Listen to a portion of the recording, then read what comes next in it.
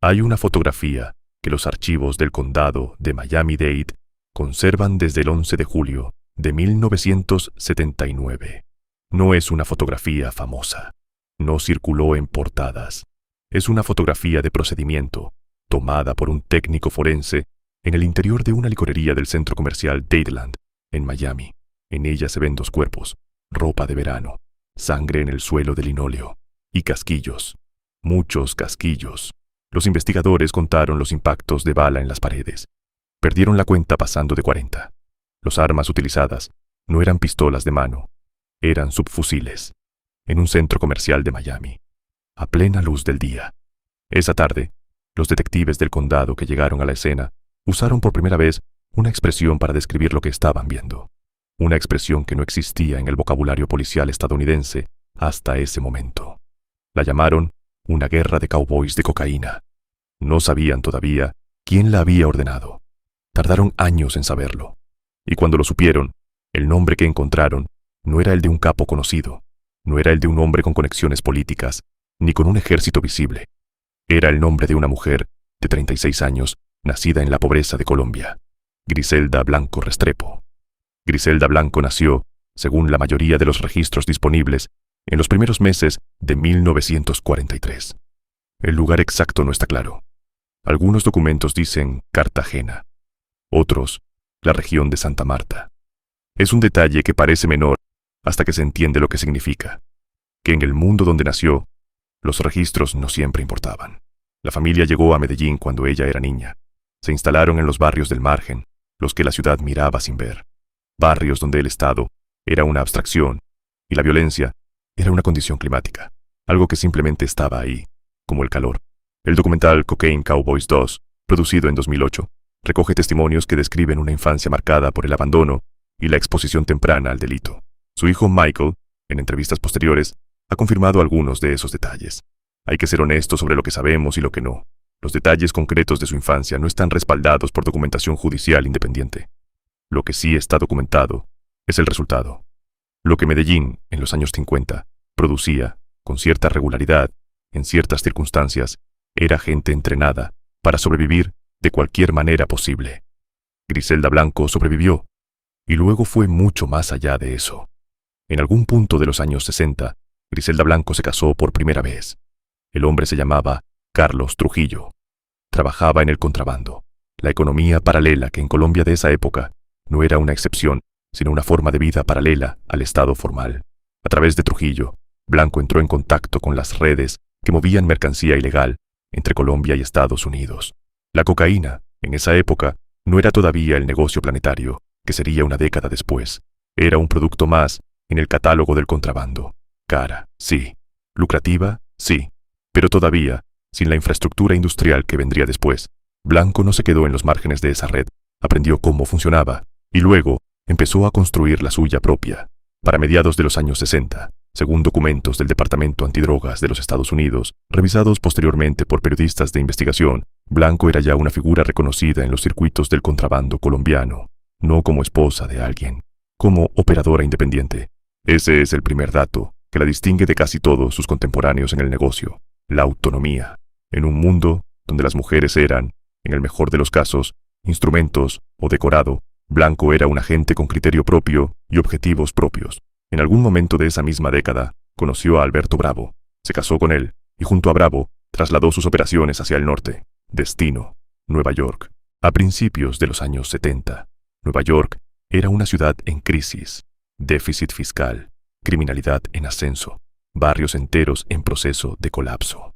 Era también, por eso mismo, un mercado perfecto para lo que Griselda Blanco tenía para vender. Ella y Alberto Bravo construyeron en el área metropolitana de Nueva York una red de distribución de cocaína que abarcaba varios estados del noreste estadounidense. No era una operación pequeña, era una estructura con lógica propia. Proveedores en Colombia, transportistas de confianza, distribuidores locales, sistemas básicos de lavado de dinero. Las autoridades federales estadounidenses tenían conocimiento de su existencia. Hay referencias retrospectivas en documentos judiciales posteriores a un proceso en torno a 1971. Los detalles de ese proceso no están completamente documentados en fuentes de acceso público. Pero lo que sí está claro es que Blanco no fue detenida de forma definitiva. Siguió operando, y la relación con Bravo fue deteriorándose.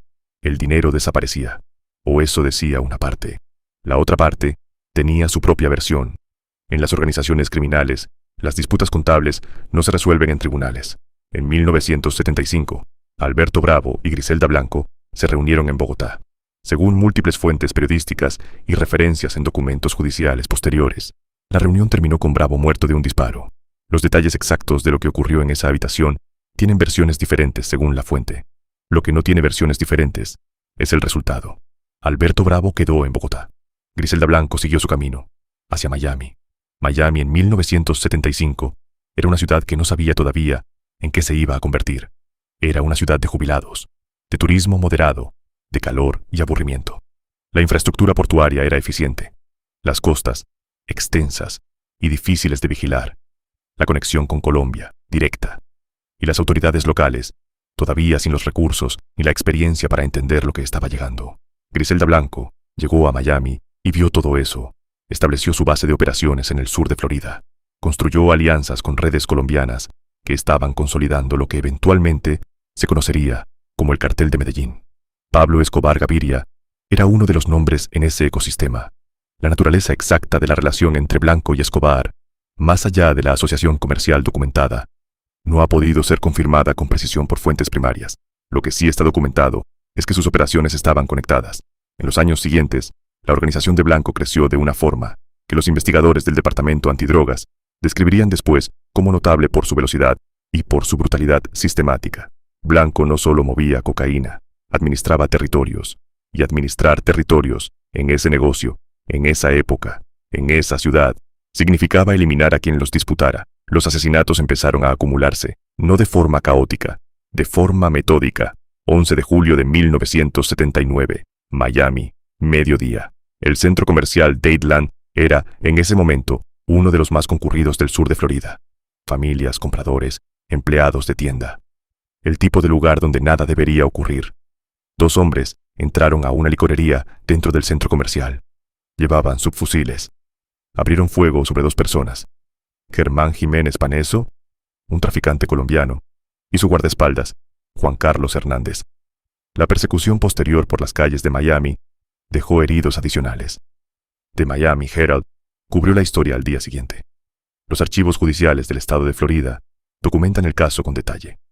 El Departamento Antidrogas vinculó la masacre con la guerra de territorios en el narcotráfico del sur de Florida, una guerra en la que Griselda Blanco era uno de los actores centrales. Lo que ocurrió en Dadeland aquel mediodía no fue un hecho aislado, fue la parte visible de algo que llevaba meses construyéndose bajo la superficie de la ciudad. Y fue el momento en que Miami entendió, por primera vez con total claridad, que algo había cambiado, que la violencia del narcotráfico colombiano no era un problema de otro país. Era un problema de sus calles, de sus centros comerciales, de sus horas pico.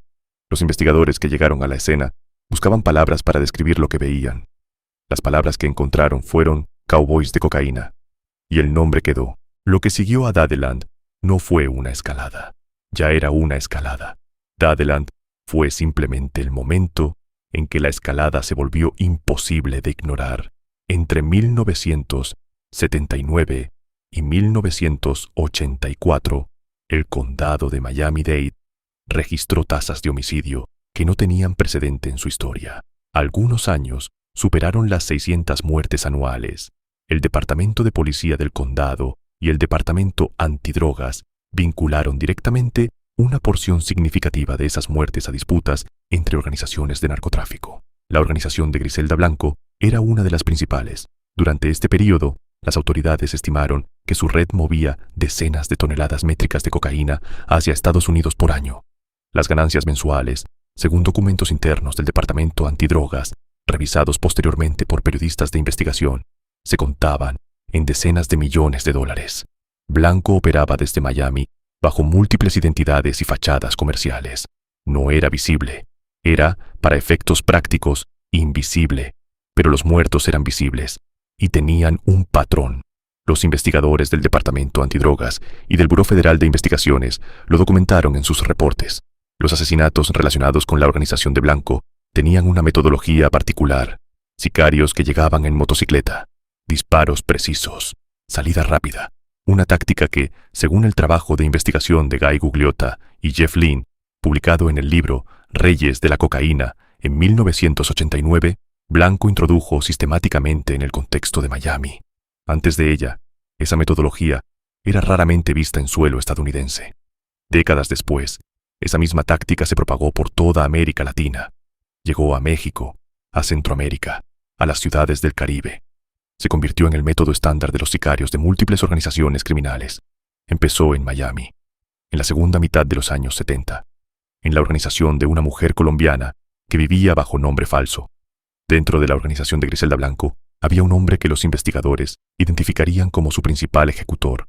Se llamaba Jorge Ayala. Su apodo era Ribi. Ayala no era un criminal ocasional. Era un profesional. Su función dentro de la organización era específica: matar a quien Blanco ordenara matar. Los registros judiciales y las investigaciones periodísticas documentan su participación en múltiples homicidios cometidos en nombre de la organización. Cuando las autoridades finalmente construyeron un caso contra Blanco, Ayala se convirtió en testigo clave del estado de Florida. Era la pieza central de la acusación por varios de los cargos de asesinato en primer grado. Y entonces, ocurrió algo que los abogados defensores no habían planeado, pero que los fiscales tampoco habían previsto. Ayala, mientras estaba en custodia, realizó una serie de llamadas telefónicas a asistentes de la oficina de la fiscalía. Las llamadas no eran sobre el caso, eran de carácter sexual. Cuando esto fue descubierto, la credibilidad de Ayala como testigo quedó destruida. Varios de los cargos de asesinato contra Griselda Blanco se derrumbaron con ella. The Miami Herald documentó este episodio a finales de los años 90. Es uno de los giros más extraños en la historia judicial del caso, y también uno de los más decisivos. La mujer que había encargado docenas de muertes evitó ser condenada por muchas de ellas, gracias a las llamadas telefónicas de su propio sicario. El Departamento Antidrogas de los Estados Unidos llevaba años construyendo el caso contra Griselda Blanco. No era un caso simple. Blanco operaba bajo múltiples identidades. Se movía. Cambiaba de ciudad. Tenía personas de confianza que actuaban como capas de protección entre ella y cualquier investigación. La estructura de su organización estaba diseñada, en parte, para mantenerla invisible. Pero la invisibilidad tiene límites. El 22 de febrero de 1985, agentes del Departamento Antidrogas llegaron a una dirección residencial en Irvine, California, una urbanización, el tipo de lugar donde no ocurre nada. Ahí estaba Griselda Blanco, viviendo bajo un nombre falso. El arresto fue documentado en registros judiciales federales y cubierto por The Miami Herald y The Los Angeles Times. No hubo resistencia armada. No hubo fuga espectacular. Simplemente, la maquinaria que había tardado años en construirse llegó a su destino. Lo que siguió al arresto fue uno de los procesos judiciales más complejos y prolongados en la historia del Departamento Antidrogas de los Estados Unidos en esa época. La Fiscalía Federal del Distrito Sur de Florida construyó un caso que incluía cargos de conspiración para cometer asesinato y narcotráfico. El proceso duró años. Blanco permaneció detenida mientras el caso avanzaba. El problema central de la acusación era la misma característica que había hecho a Blanco tan difícil de capturar: su distancia operacional de los crímenes individuales. Ella no disparaba, en general, ordenaba. Y probar la cadena de mando en una organización criminal diseñada para ocultar esa cadena requería testigos. Testigos que habían participado en los crímenes. Testigos que tenían sus propias razones para cooperar y sus propias razones para mentir. En 1994, Griselda Blanco fue condenada por cargos federales relacionados con narcotráfico y conspiración. La sentencia fue de 10 años de prisión federal. El estado de Florida, paralelamente, intentó procesarla por múltiples cargos de asesinato en primer grado. Y ese proceso encontró el obstáculo de Jorge Ayala, cuyas llamadas telefónicas destruyeron la acusación desde adentro. Varios de los cargos por asesinato no prosperaron. Griselda Blanco cumplió su condena federal. El 6 de junio de 2004 fue liberada de prisión y deportada a Colombia. Tenía aproximadamente 61 años. Griselda Blanco regresó a Medellín. La ciudad que había dejado décadas antes era irreconocible. Medellín, en 2004, no era Medellín en los años 60. Había pasado por Pablo Escobar, por las bombas, por los años de terror y por el proceso de reconstrucción posterior. Era una ciudad diferente, aunque no totalmente diferente en sus lógicas profundas. Los reportes periodísticos colombianos, incluyendo cobertura de El Colombiano, señalan que Blanco mantuvo un perfil relativamente bajo durante estos años. Las autoridades monitorearon su regreso. No existe evidencia documental de acceso público que confirme actividad criminal significativa durante este periodo. Vivió 8 años en Medellín. El 3 de septiembre de 2012, Griselda Blanco salió de una carnicería en el barrio Belén, Aguas Frías. Un hombre llegó en motocicleta. Le disparó una vez en la cabeza. Murió en el lugar. Tenía 69 años. La muerte fue confirmada por las autoridades colombianas y cubierta por BBC Mundo, The Guardian, The New York Times, El Colombiano y El Tiempo. Ningún individuo ha sido procesado judicialmente por su asesinato en los registros de acceso público disponibles. Los medios de todo el mundo señalaron la misma ironía.